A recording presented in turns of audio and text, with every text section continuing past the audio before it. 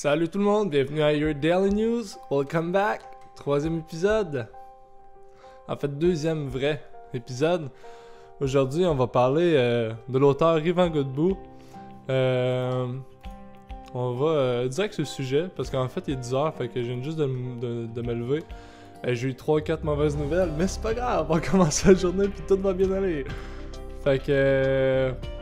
c'est ça, on va parler de l'auteur Yvan Godbout. Pour ceux qui savent pas c'est qui l'auteur Yvan Godbout, il a écrit pour les éditions ADA.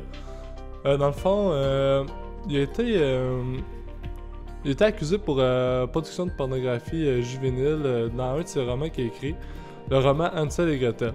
Ça s'est passé il y a une couple de semaines. C'est un petit peu vague là, parce que ils ont été arrêtés le 14 mars au matin. C'était un jeudi, je me rappelle parce que dans le fond, moi mon cousin Simon Rousseau, c'est l'idée des comptes interdits part un peu de lui dans le fond. Fait que c'est sûr que ça me touche un peu plus. Puis c'est ça. Fait que ça a comme fait l'effet d'une bombe dans notre famille. Puis c'est ça. Là ils ont été comme formellement accusés. Là. Ça dit arrêté puis relâché en mars dernier.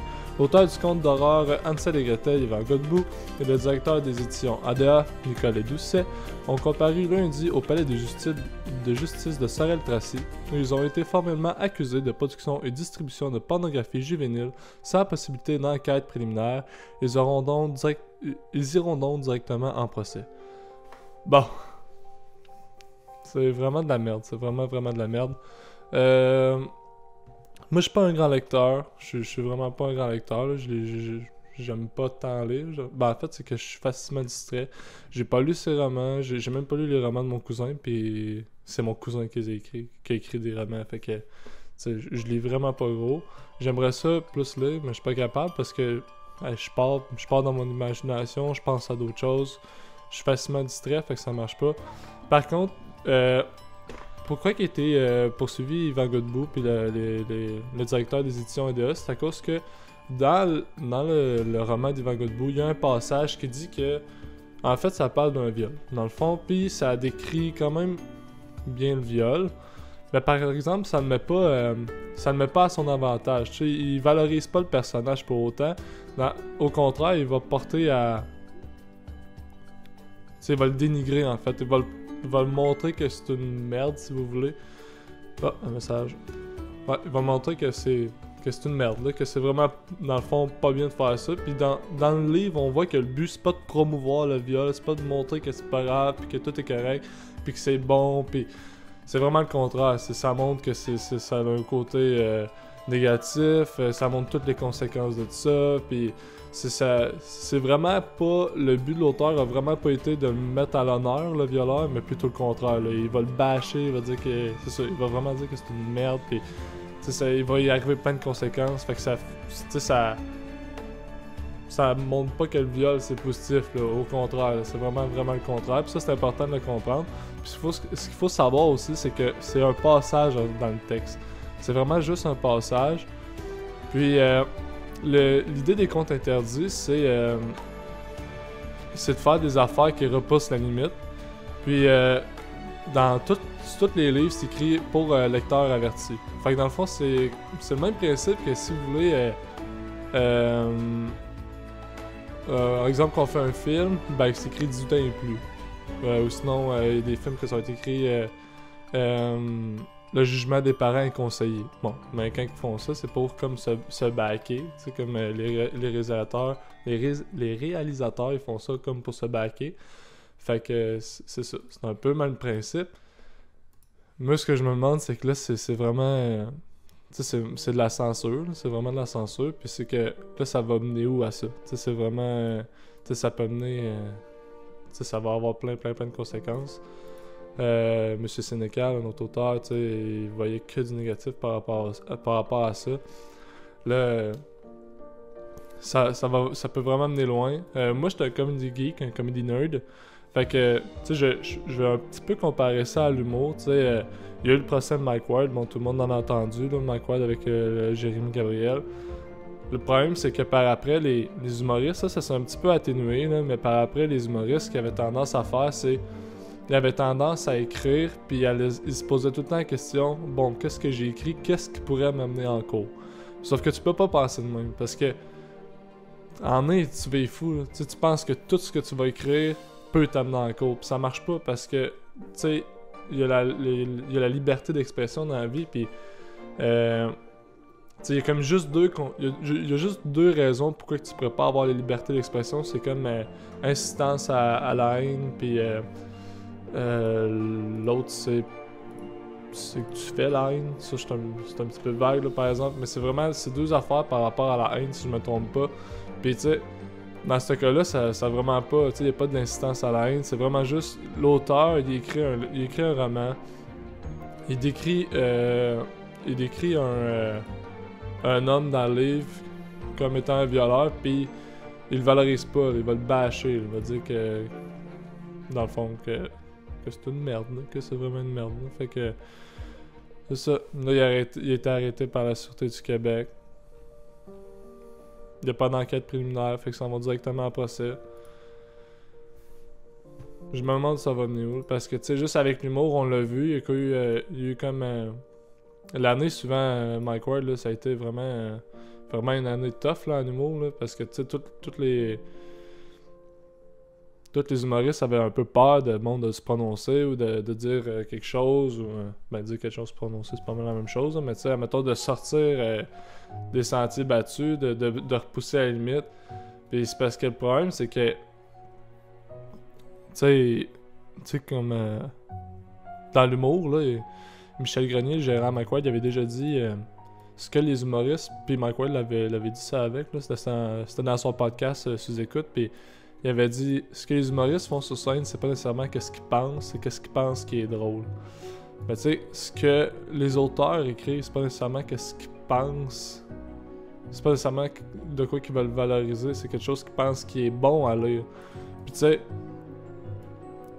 tu peux pas tu sais, ça mettons, là, Yvan Godbout aurait réécrit un livre à la Patrick Sénécal ou name it, là, ben y aurait personne qui l'aurait acheté. Parce que tout le monde aurait fait, mais c'est comme Patrick Sénécal.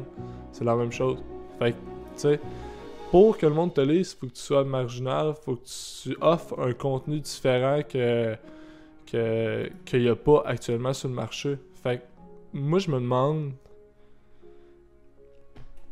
pour que tes romans soient achetés, pour que tes spectacles d'humour soient vus, pour que ta musique soit écoutée, faut que tu offres de quoi qui est pas actuellement présent sur le marché. Fait que, autrement dit, faut que tu offres de quoi de nouveau. Mais si t'es pas offrir de quoi de nouveau avec un risque d'être poursuivi, mais là, ça sert à quoi de reproduire du nouveau? Mais en même temps, ça servirait à quoi de copier déjà qu'est-ce qui se fait? Personne n'allait écouter ça, personne n'allait regarder ça, personne n'irait ça. Tu sais, il y a de quoi qui marche pas, là. Puis en plus, c'est écrit pour lecteurs avertis. Tu sais, je veux dire, là, il y en a plein qui disaient, pour le procès à Mike Ward, il y en a plein qui disaient, ben si t'aimes pas l'humour noir, va pas le voir. T'es pas obligé d'aller acheter un billet, là. C'est toi qui as décidé que t'allais acheter un billet, que t'allais écouter Mike Ward. T'as vu sur internet c'est quoi ses shows d'humour, tu sais c'est quoi son angle, tu sais c'est quoi son approche, tu sais qu'il va dire des jokes marginales que t'entends pas dans tous les jours, tu sais qu'il va parler de la sexualité, c'est pas nouveau là, c'est Mike Ward là. Pis c'est correct si tu le sais, c'est bien correct, pis si le dark humor t'aimes ça, ben parfait, tu sais moi j'adore Mike Ward, j'aime vraiment ça, mais tu sais moi je sais c'est quoi son genre de son monde, je sais c'est quoi son delivery, son wording, fait que tu sais c'est correct. Le même principe que quand tu t'en vas voir exemple Laurent Paquin, mais tu sais qu'il va peut-être un peu moins parler de ça, mais tu vas rentrer dans son monde, puis tu vas être capable de dire ah ça c'est drôle, puis Mike Ward aurait fait la même blague, ça aurait pas été drôle parce que c'est pas dans le même monde. Il faut que tu sois capable de t'adapter un peu à l'humoriste, comme là, il faut que tu sois capable de t'adapter à l'auteur. L'auteur prend la peine de dire que c'est pour lecteur averti. T'es pas obligé là, de continuer à lire. À la seconde qu'il y a un problème, tu fermes le livre, puis au pire, tu t'en vas. Même principe, si tu vas voir un film, t'aimes pas le film, ben tu peux tout le temps... Oh shit, il reste quasiment plus de batterie à ma caméra. Tu peux tout le temps t'en aller. Tu peux te lever de ton banc, puis t'en aller. Là. Bon, fait que j'ai reparti ma caméra, j'ai changé ma batterie, elle était plus bonne. Fait que on continue. Mais ouais, fait que quand tu regardes un film, tu peux t'en aller, tu peux te sortir. Même principe, t'aurais pu fermer le livre puis juste arrêter de lire. En plus, C'est une professeure qui a porté plainte, en fait, pour le roman. Elle avait donné ça à son enfant, si je me trompe pas. Seigneur, que ça fait de la merde, là. C'est là, c'est parce que tous les auteurs vont avoir peur d'écrire. Mike Ward avait même fait... il avait tellement écrit un beau texte en plus par rapport à ça. J'étais tellement content parce qu'en fait, moi, ce que j'avais fait, c'est que... À cause que Simon, c'est mon cousin, puis l'idée des contes interdits, ça part pas mal de lui. Moi, ce que j'avais fait, c'est que je voulais aider mon cousin, puis je savais comme pas vraiment trop comment faire. Mais j'ai comme contact Yann Terriot, fait que on n'est pas des amis, là, on s'est jamais vus, là, mais des fois on se parle un peu via les réseaux sociaux. Puis j'avais dit à Yann, je sais que t'es ton Daily Buffer podcast, ça serait peut-être un sujet que t'aimerais parler, puisque je sais que liberté d'expression, c'est vraiment important pour lui. La même chose, à cause qu'il s'est avec Mike Ward puis Michel Grenier, puis ça avait marché, il avait fait son Daily Buffer là-dessus. Fait que moi, je savais que s'il allait faire son Daily Buffer là-dessus le lendemain matin, je savais que Michel, le gérant Mike, allait voir ça, je savais que Mike allait voir ça. Fait que, comme défaite, mon petit but du début, qui était que Mike en parle, mais ça marchait, mais j'ai passé un peu par le biais de Yann. Excuse-moi, Yann, je t'ai utilisé. Mais ouais, fait que c'est ça. Puis là, Mike Ward, le 19 mars, a écrit un très beau texte. Je peux vous le lire, on a un masse de temps. Ça dit « Le Québec fait vraiment pitié côté liberté artistique.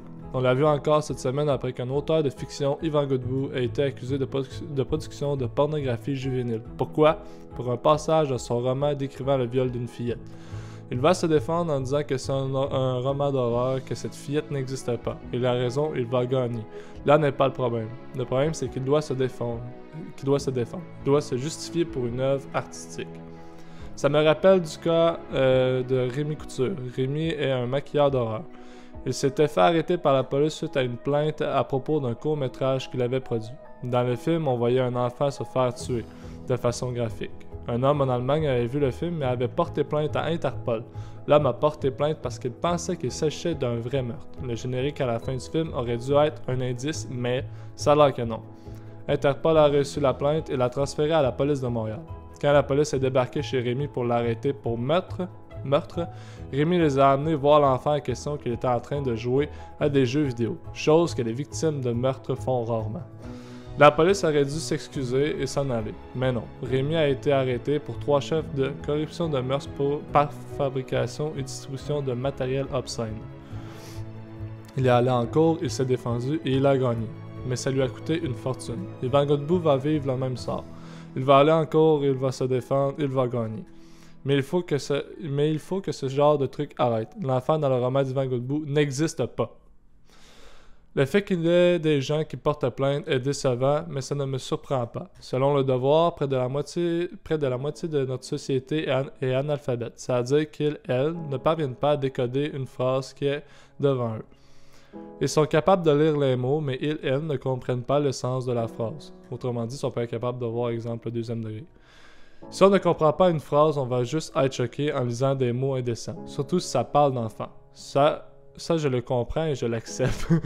Mais ce qui est inacceptable, c'est que le système de justice accorde de l'importance à ces plaintes au lieu d'utiliser la logique. Misère, pas pour rien qu'on ait rendu la risée des pays occidentaux côté liberté artistique. Bonne chance, Yvan. Fait que ça, c'est tout le message que Mike Ward a écrit.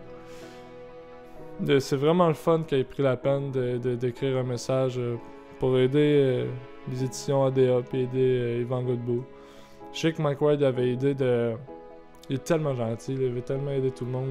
Il avait idée de faire un genre de fonds. Il voudrait ramasser environ 1 million, faire un fonds pour que la prochaine fois qu'un humoriste se fasse amener en cours, ben que il y ait un 1 million qui soit là pour aider l'humoriste qui se fait amener en cours. Puis ça serait pour les humoristes. Je sais pas s'il avait dit mondial, là, mais il me semble que ce serait pour la plupart des humoristes. Il veut tellement aider tout le monde. Puis lui, ce qu'il trouvait, c'est qu'il se trouvait chanceux dans sa poursuite parce qu'il y avait l'argent pour se défendre, mais c'est pas tout le monde qui a l'argent. Yvan, je sais pas s'il va avoir l'argent. Tu sais, il risque la prison. Tu sais, c'est n'importe quoi. C'est vraiment n'importe quoi.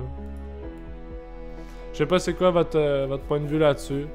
moi, en tout cas, liberté d'expression, je trouve ça bien important, puis c'est pas une instance à la haine, fait que je comprends pas. Je comprends pas pourquoi il est poursuivi pour ça. C'est bien, bien triste. Le Québec recule encore. Fait qu'on arrête là-dessus. On arrête là-dessus.